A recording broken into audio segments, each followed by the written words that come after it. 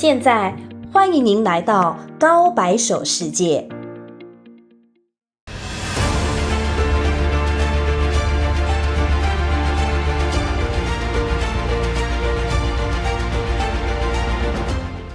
但我特别要提一句啊，刚刚呢，我们有一位韩国的歌手呢，忍不住在台上一定还要用中文说，今天真的很高兴看到周杰伦。我一定要跟你说，我上个月去韩国旅行的时候，在一个韩国朋友的车上，韩国人哦，听到你的歌，我说哦，你们也在听 J. Chow 周杰伦吗？他说你在韩国非常红，所以说两句韩语，谢谢大家吧。没有了，我觉得中国风现在很屌嘛，就是大家都是要来学中文，然后我们不要崇洋媚外，这是我从刚出道一直到现在最怎么讲自己的精神宗旨。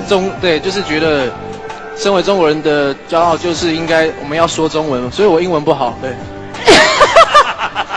没关系，对，意思就是说我不学英文，我不跟你们讲英文，你们想跟我沟通，学中文，真的了不起。那국제음반산업협회 IFPI의 연간 리포트에 따르면 작년 전 세계 음악 시장은 9년째 성장을 지속하고 있는 것으로 나타났습니다. 기술의 발전으로 MP3가 등장하면서 2001년부터 2014년까지 음반 판매량은 계속 감소했었는데 다시 기술의 발전으로 인해 스트리밍 서비스가 등장하면서 9년 연속 성장을 지속하고 있는 것입니다. 구체적인 매출 내역을 보면 스트리밍이 무려 67.3%를 차지하고 있는 반면 앨범은 17.8%만을 차지하고 있었습니다. 제가 청소년 때만 해도 테이프로 발매된 가수들의 앨범을 사서 들었습니다. 그때는 음악을 소유하면서 감상하는 개념이었다면 이제는 타인과 공유하면서 감상하는 시대가 된 거죠. 그래서 웬만큼 팬덤이 많지 않은 가수들에게는 피지컬 앨범을 발매하는 것조차 쉽지 않은 일이 됐습니다. 다만 인기 있는 아이돌 가수들은 각 멤버별 버전을 따로 발매하기도 하고 앨범 안에 사진 같은 구성물들만 바꿔서 리패키지 앨범을 판매하기도 합니다. 상술이 갈수록 고도화되고 있는 거죠. 이런 면도 한국 아이돌 그룹의 앨범 판매 실적이 유독 높은 이유 중에 하나라고 볼 수 있겠습니다. 2023년 앨범 판매량 순위 탑 10을 보면 세븐틴이 1위와 8위, NCT 드림이 6위, 스트레이키즈가 2위와 9위로 한국 가수들의 앨범이 5장이나 포함되었습니다. 한국 가수들의 적수가 될 수 있었던 건 4위와 5위를 차지하고 있는 테일러 스위프트가 유일했습니다. 세계에서 가장 유명한 가수보다 많은 앨범을 팔 정도이니 한국 아이돌 가수들의 앨범 판매량이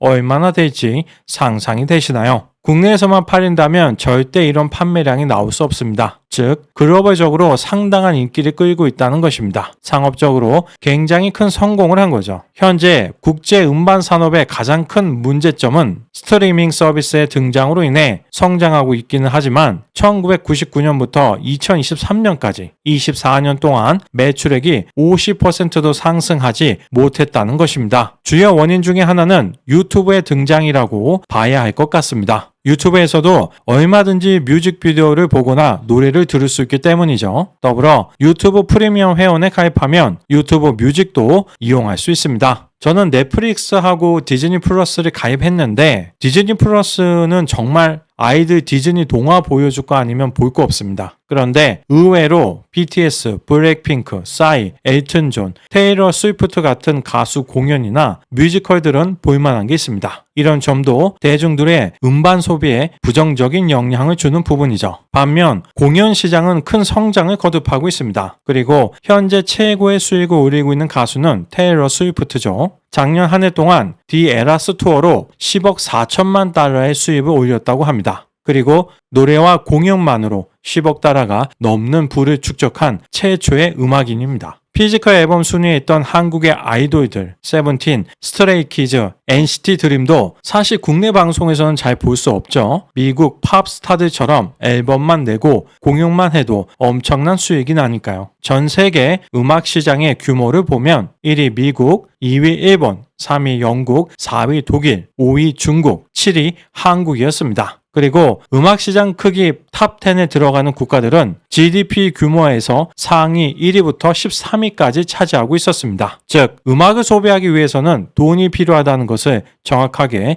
보여주고 있습니다. 당장 의식주도 해결하지 못하면서 음악에 돈을 소비할 수는 없으니까요. 하지만 이상한 건 중국은 경제 규모가 17조 달러에 달하는 세계 2위 경제 대국인데 음악 시장의 규모만 보면 겨우 5위에 그친다는 것입니다. 반면 영국의 경제 규모는 중국의 18% 정도밖에 되지 않고 인구는 5%에도 못 미치는데 3위입니다. 중국의 인당 평균 GDP는 약 1만 2천 달러에 이른다고 알려져 있습니다. 한 달에 약 7,500위안, 137만 원 정도입니다. 이 정도면 한 달에 3, 4만 원은 충분히 음악에 소비할 수 있을 것처럼 보이지만 실상은 달랐습니다. 여러 가지 이유가 있겠지만 첫째는 저작권 보호에 소극적인 중국 정부로 인해 불법 음반 유통의 영향으로 볼 수 있겠습니다. 한국 가수들의 음원, 뮤직비디오 모음집 같은 불법 상품들이 중국의 대표 쇼핑몰 타오바오에서 언제나 어렵지 않게 구할 수 있습니다. 둘째는 중국의 엄청난 빈부격차입니다. 중국 인당 평균 소득이 137만 원이라고 하지만 이는 어디까지나 평균 소득입니다. GDP를 산정할 때는 국내 총생산을 기준으로 하기 때문에 일반적으로 평균 소득은 실제 그 나라의 일반 시민을 기준으로 하면 중간에 위치하고 있는 사람보다 높습니다. 예를 들어 한국의 평균 소득이 370만 원인데 대한민국의 전체 국민을 소득순으로 줄을 세워서 딱 중간에 해당하는 사람의 소득은 370만 원보다 낮다는 것입니다. 부의 불평등 때문이죠.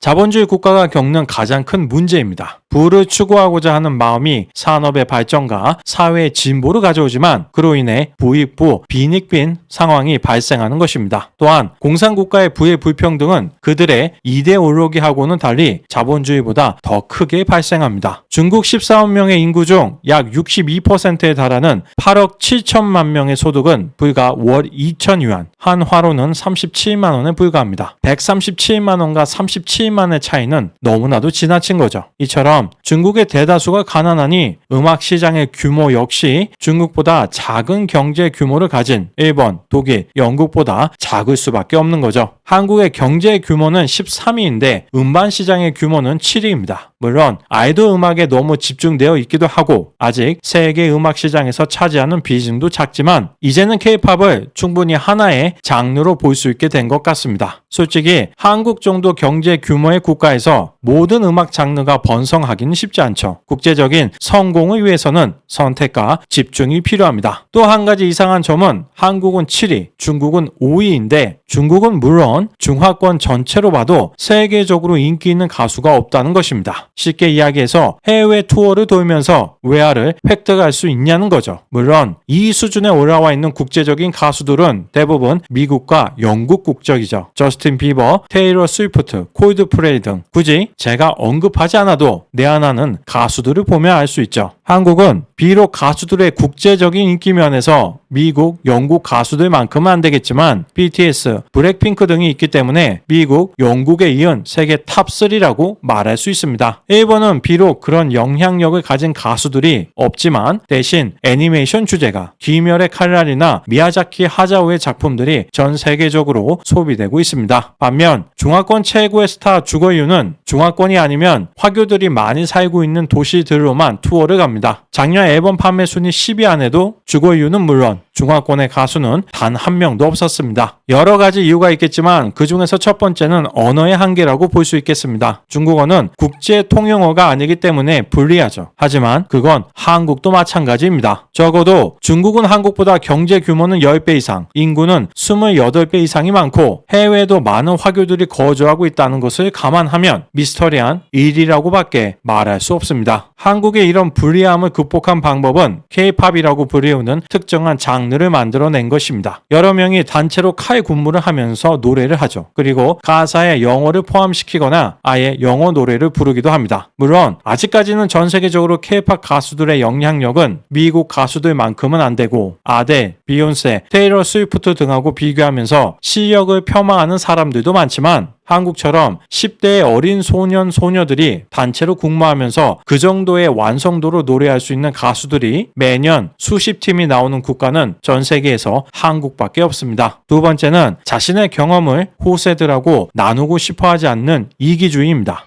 인류 발전 과정에서 가장 중요했던 건 과거의 지식과 경험이 다음 세대들에게 잘 전달되는지였습니다. 하이브 방시혁, 작사, 작곡가, JYP 박진영, 설명이 필요 없죠. YG 양현석, 서태지와 아이들, 프로듀서, SM도 지금은 떠났지만 창업은 가수이자 제작자인 이수만이 했습니다. 과거 박진영이 원더걸스를 미국으로 진출시킨 후 비록 큰 성과를 얻지는 못했지만 그런 도전들이 쌓이고 쌓여서 지금 세계적인 인기를 끌고 있는 K-팝의 토대가 마련되었다고 할 수 있습니다. 반면 중국은 어떻습니까? 홍콩이나 대만 등 중화권으로 넓혀봐도 유덕화, 주고윤 등이 후배들을 양성한다는 소식을 들어본 적이 있으신가요? 중국 가수들은 철저한 독고다이입니다. 결코 자신의 라이벌이 될 후배들을 양성하지 않습니다. 자신의 경험을 통해 얻은 노하우는 자신의 핏줄을 받은 가족이 아닌 이상 웬만해서는 전수해주지 않습니다. 다른 분야에서도 나타나고 있는 중국인의 특성이죠. 세 번째 이유는 중화사상이라고 볼 수 있겠습니다. 주거윤이 이런 이야기를 했었습니다. 영어로 노래를 부르지 않겠다. 중국 가수들의 노래가 듣고 싶다면 외국인들이 중국어를 배워야 한다. 중국어가 가장 뛰어난 언어이며 중국 문화가 가장 우수하기 때문이다. 주거윤은 현재 중화권의 독보적인 1위 가수입니다. 아무도 그 명성을 넘지 못하고 있죠. 가창력이 그다지 뛰어나지 않음에도 불구하고 높은 인기가 있는 이유는 노래의 가사가 좋아서 그런 것입니다. 문제는 중국어 고급 수준이 아니라면 주거윤의 노래 가사를 제대로 이해할 수 없다는 것입니다. 그렇다면 외국인들에게는 곡의 멜로디나 가창력을 바탕으로 접근할 수밖에 없다는 것인데 주거윤의 외모나 실력으로 매력적으로 보이기는 어렵습니다. 한국 같은 경우는 외국 작곡가들하고 협업을 많이 하잖아요. 예를 들어 블랙핑크 음악들, 테디가 만든 곡들을 보면 글로벌을 타겟으로 해서 만들죠. 가사도 멜로디에 잘 얹을 수 있는 발음이 좋게 들리는 방향으로 바뀌고 있습니다. 모두 국제 시장을 공략하기 위한 노력입니다. 아무리 BTS가 뛰어난 가수라고 해도 다이너마이트나 버터 같은 곡들이 국제적으로 매력을 보여주기에는 훨씬 유리합니다. 반면 중화권의 가수 중에서 영어 노래를 부르며 국제 무대에 도전하는 가수는 없습니다. 세계 시장에 다가가려는 노력 없이 그냥 듣고 싶으면 알아서 중국어를 배우라는 그런 사고방식으로는 결코 치열한 국제음악 시장에서 성공할 수 없을 것입니다. 네 번째는 중국 정부의 규제입니다. 중국은 창작 활동에 있어 정치적으로 제한이 굉장히 많습니다. 특히 당과 정부 그리고 사회 비판적인 내용은 절대 불가합니다. 예를 들어 30년 전에 서태지와 아이들의 교실 이데아라는 곡이 인기를 끌었습니다. 그리고 사회적으로 많은 이슈가 되었습니다. 하지만 한국에서 금지곡이 되진 않았죠. 가사는 다음과 같습니다. 됐어, 이제 됐어, 이제 그런 가르침은 됐어. 매일 아침 7시 30분까지 우리 조그만 교실을 몰아넣고 전국 900만의 아이들의 머릿속에 모두 똑같은 것만 집어넣고 있어. 막힌, 꽉 막힌, 사방이 막힌 널 그리고 우리 덥석 모두를 먹어 삼킨 이 시커먼 교실에서만 내 젊음을 보내기는 너무 아까워. 좀 더 비싼 너로 만들어주겠어. 내 옆에 앉아있는 그 애보다 더 하나씩 머리를 밟고 올라서도록 해. 좀 더 잘난 내가 될 수가 있어. 왜 바꾸지 않고 마음을 졸이며 젊은 나를 헤매일까? 바꾸지 않고 남이 바꾸기 바라고만 있을까? 30년이 흐른 지금 똑같은 가사로 중국에서 이 노래를 발표할 수 있을까요? 절대 불가합니다. 교육부를 비판하고 교실을 나쁜 장소로 표현하며 학생 간의 위화감을 조성하고 시위를 조장하는 듯한 어조를 풍기고 있기 때문입니다. 요즘 중국에서도 랩 뮤직이 인기를 끌고 있지만 장르 특성상 아무래도 비판적인 내용이 많을 수밖에 없기 때문에 많은 제한을 받고 있습니다. 그래서 중국 사람들은 사랑 그리고 이별에 대한 노래들에만 굉장히 익숙합니다. 음악은 지속적으로 누군가의 새로운 도전을 통해 질적으로 성장할 수 있는 건데 중국 인민들은 수십 년째 비슷한 노래만 듣고 있는 것입니다. 마지막은 중국의 거대한 내수 시장입니다. 중국 가수들은 굳이 해외 진출을 하지 않고 중국 시장만 공략해도 충분한 돈을 벌 수 있다고 보고 있습니다. 있습니다. 그런 생각을 가지고 있기 때문에 해외 시장에 적극적으로 도전하지 않는 것이며 해외 음악을 적극적으로 수용하고 자신의 음악과 융합하여 새로운 창조를 하려는 노력 역시 거의 하지 않는 것입니다. 만약 중국이 한국처럼 내수 시장이 작았다면 중국 가수들의 태도가 달랐을지도 모르죠. 한 가지 확실한 건 중국 가수들이 안주하면 할수록 중국 음악의 경쟁력은 떨어질 수밖에 없다는 것입니다. 사실 정말 내수 시장이 커서 해외 진출을 할 필요가 없는 국가는 미국입니다. 그런데 미국 가수들이 해외 투어를 안 하나요? 고인물은 썩을 수밖에 없습니다. 절대 권력이 절대 부패할 수밖에 없는 것과 마찬가지입니다. 해외로 진출하지 못하고 중국 내에서만 고여있는 중국 음악이 국제 경쟁력을 갖게 될 일은 결코 없을 것입니다.